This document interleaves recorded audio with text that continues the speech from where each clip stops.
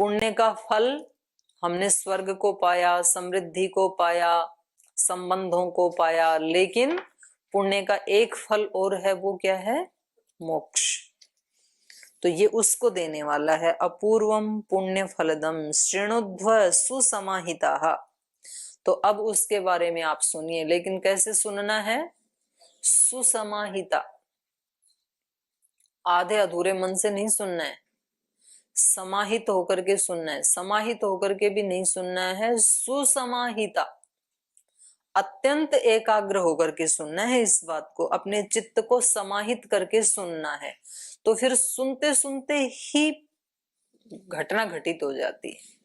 जो संपूर्ण चित्त से सुनता है ना, इसलिए हमारे यहाँ जो गुरुजन हैं उनके लिए एक शब्द प्रयोग किया जाता है उपनिषद में। बोलो क्या किया जाता है? बहुश्रुत, श्रोत्रिय, ब्रह्मनिष्ठ। श्रोत्रिय मतलब जिन्होंने बहुत सुना है। सुना है मतलब सुन के वो अपने जीवन में आ गया, वो ही सुना हुआ होता है। वरना तो सुना और ना सुना बराबर ही है ना। हमने शास्त्र को कितना सुना, हमने गीता को कितना सुना, उपनिषदों को कितना सुना, दर्शन को कितना सुना, ये कैसे पता लगेगा? आचरण में जो आ गया वो ही सुना है बस। बाकी तो सुन के भी अनसुना जैसे ही है। जिसको हमने पकड़ लिया अपनी मुट्ठी में कि ये हमने वहां सुना था और अब हमारे जीवन में ये आचरण नहीं होगा। आपने सुना कि सब दुनिया की जो माँ बहन बेटियां हैं उनको कैसे देखना है? अपने सगी माँ बहन बेटी की जैसे। और वैसा जो व्यक्ति जीता है तो समझ लो उसने उस उपदेश को सुना। और यदि वो फेल हो जाता है तो फिर उसने वो उपदेश नहीं सुना। आपने सुना कि चोरी करना ठीक नहीं है, चोरी नहीं करना चाहिए। और आप कहीं एकांत में भी किसी के धन को या किसी अच्छी वस्तु को देख करके उठाने की इच्छा यदि नहीं होती है तब तो उपदेश को सुना। और यदि इच्छा हो गई और फिर आपने सोचा कि नहीं उठाना नहीं है, तो भी वो उपदेश कैसा है? अध सुना है, आधा सुना।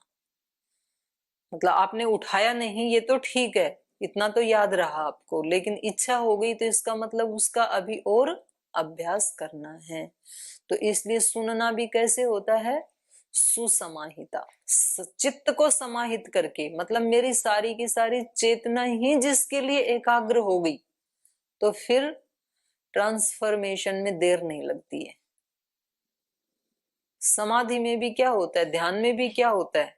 सारा अस्तित्व समाहित होकर के ईश्वर के आदेश को सुनने के लिए तैयार होता है कि इस समय मुझे जो भी अंतरात्मा से कोई निर्देश मिले, जो प्रेरणा हो, उसको मैं जीऊं। तो वो ही क्या है? श्रोत्रिय। तो इसलिए इन्होंने यहाँ पर विशेषण लगाया कि शृणुध्वम। अब सुनिए ऋषियों, आप सुनो, लेकिन कैसे सुनो? सुसमाहिता, अपने चित्त को अच्छी तरह समाहित करके। और हमारा चित्त अच्छी तरह समाहित कब होगा?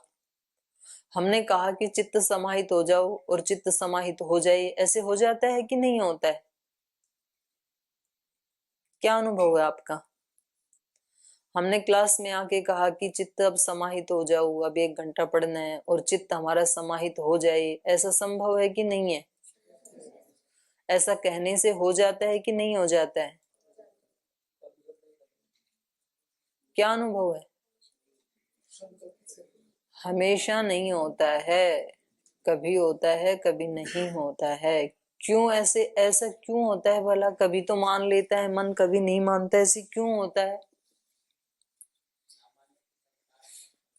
ऐसे क्यों होता है कि कभी होता है कभी नहीं होता है?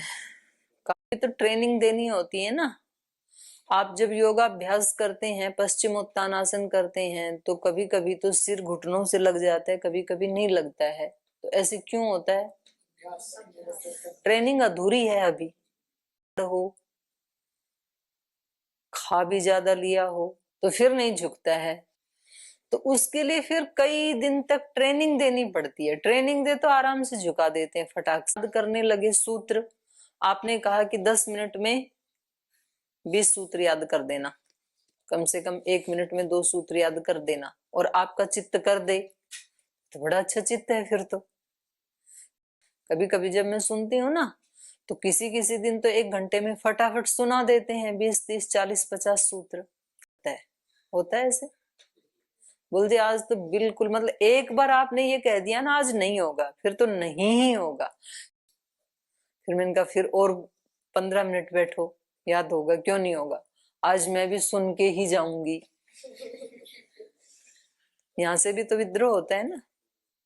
तो फिर आप वाला और डबल विद्रोह करता है कि सुनाने वाले हैं ही नहीं, चाहिए आप 3 घंटा बैठो। तो फिर मैं इंतजार करती हूँ 1 घंटा, 2 घंटा, 3 घंटा, अब कितना करूंगी। तो फिर आखिर हारना किसको पड़ता है? गुरु जी को। ये तो सुनाएगा नहीं, हड़ताल कर दी इसके मन ने तो। लेकिन ये अपनी पराजय है। अपनी पराजय मतलब मेरी की आपकी? आपके मन की। आप अपने मन से हार गए, मन जीत गया आपका। तो मेरे को नहीं हराया, अपने आप को ही हराया। चित्त को समाहित करने के लिए उपाय क्या करने पड़ेगा? रोजाना जो ध्यान उपासना आदि है, और गीता में जो बताया है कि सब कर्मों को करते हुए सजगता, एकाग्रता, ईश्वर प्रणिधान, सारे शास्त्र एक ही बात बताते हैं। योग दर्शन कहता है ईश्वर प्रणिधान, गीता कहती है योगस्थ गुरु कर्माणि, योग को केंद्र में रख के कर्म करना।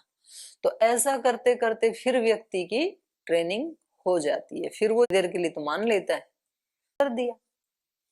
तो इसलिए उसका उपाय, वैसा बनाने का उपाय भी क्या है कि जो भी हम सुने वो कैसे सुने? सुसमाहिता।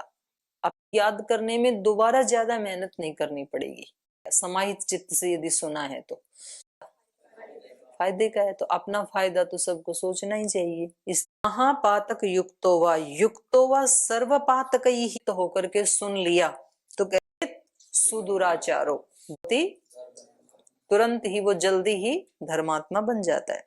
यहाँ भी वही कह रहे हैं, एतद आर्षम दिव्यम प्राप्त कर लेगा। तो शेष फिर कल पढ़ेंगे, अभी समय हो गया। आप समाहित चित्त का अभ्यास करना आज।